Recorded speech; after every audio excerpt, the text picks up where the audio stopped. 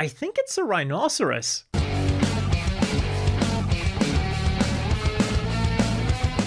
And today we're having a special double episode.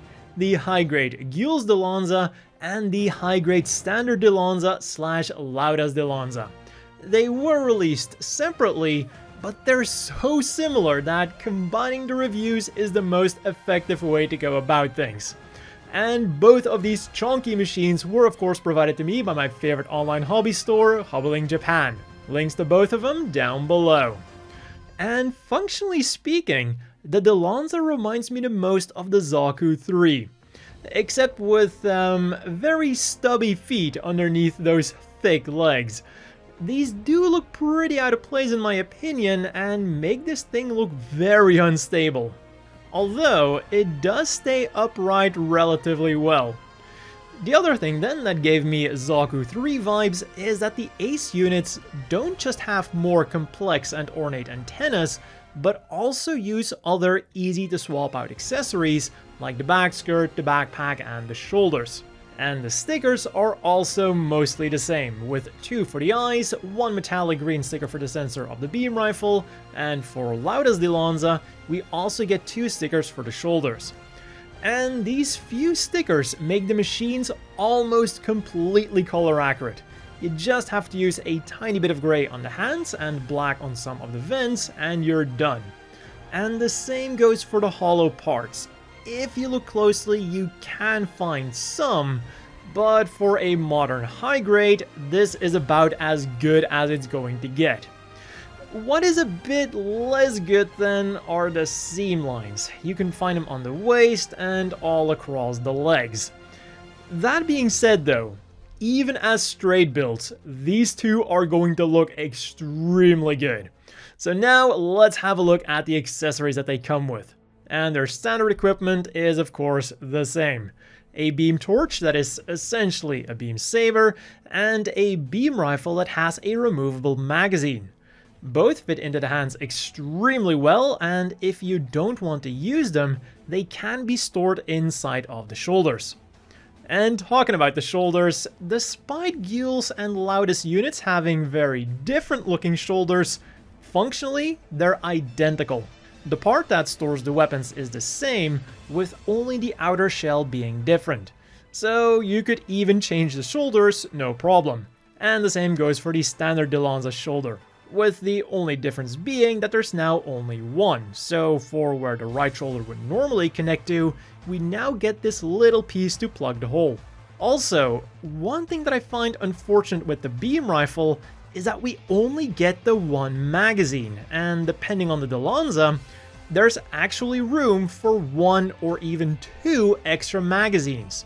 On Guel's Dilanza, you have to remove the magazine to store the rifle, meaning you can have 1 extra magazine, and on both the standard and Lauda's Dilanza, you can store the rifle as is, meaning that there's room for 1 or 2 extra magazines respectively. The unique weapons then are a massive beam partisan with green effect part and hollow part for Guel's Dilanza, and a large heat axe for Lauda's Dilanza.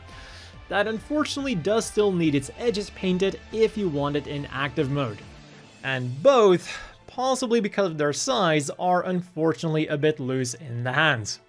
And then the final accessories are for the standard and Lauda's Dilanza. To switch between them, in addition to the different shoulders, each also has their own backpack cover and antenna, all of which are also interchangeable with the ones on Guel's Dilanza.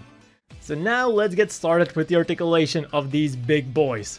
The head is on a double ball joint, although you're probably not going to notice too much of that. Where you are going to notice some really nice articulation is starting with the arms and the shoulders. We have a double ball joint for some nice forwards, backwards and upwards movement, and then this entire shoulder assembly does move up to also allow the arms some really nice upwards movement. And then continuing on with the shoulders, these are probably some of the best articulated shoulder armors that I've seen ever.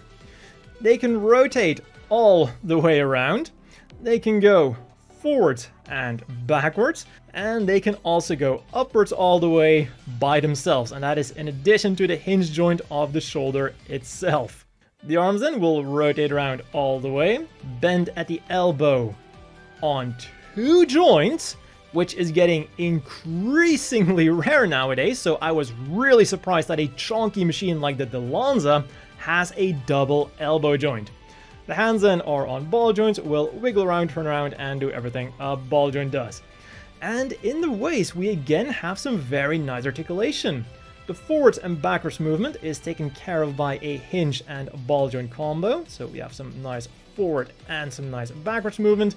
And then the sideways movement is just that ball joint, but again, very respectable, and it of course also takes care of the rotation.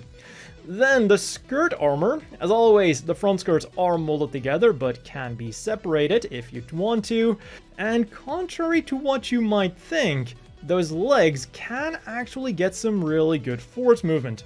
If you just move them forward straight, that is the best you're going to get, but if you move them a little bit to the side, they can go up all the way like that, not too shabby. Outwards movement then is of course a bit more limited because of the design, and then the backwards movement is again surprisingly good, because despite having this giant backpack, thanks to the hinges that the outward panels have, you can again move the legs outwards a bit to still get very respectable backwards movement. In fact, I was so surprised by the backwards movement that I completely forgot that the backpack itself is also on a hinge. Then the knees are double jointed, and again, for being so chunky, not too shabby. The feet then, we have a ball joint for the forwards, backwards, sideways, and rotation. They'll then also have some extra rotation on a peg on the inside, and we also have a toe joint. So despite being the chunkiest units of Witch from Mercury so far, these things actually have some really surprising articulation.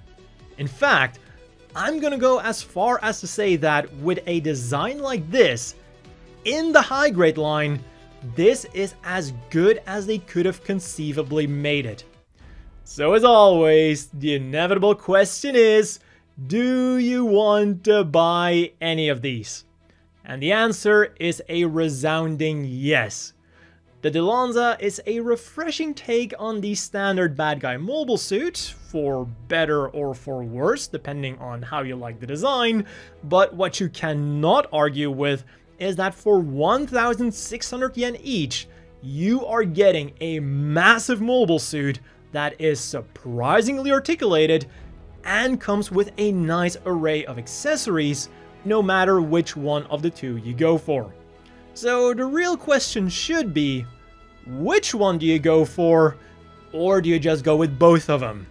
Personally, I'm leaning more towards the mass production and Lauda's unit, which was most famously piloted by Guel, but Guel's personal unit and the Beam Partisan definitely make a good case for themselves as well. So then for some size comparisons, here they are next to the Ariel, the unit that managed to wreck one of these wonderful machines, and got the ball rolling for Guel's eventual all-expenses-paid camping trip. Here they are next to the Char's Zaku 2, because I couldn't not compare them to the granddaddy bad guy mobile suit. And then finally, here they are next to the standard-sized Gym Custom and the always bulky Zaku 3. And here you can definitely see what I was talking about earlier with the feet. The ones on the Zaku 3 are positively enormous. And you know what they say about mobile suits with big feet. They also have a lot of firepower. Also, despite the Dilanza being pretty chunky for the Witch from Mercury universe, the Zaku 3 still does have it beat. But that has been all for this review of this alternate universe Zaku 3. Again, links to buy either one of them down below. As always, a big thank you to the Patreon supporters. I hope everyone watching has a great day, and I'll see you all next time.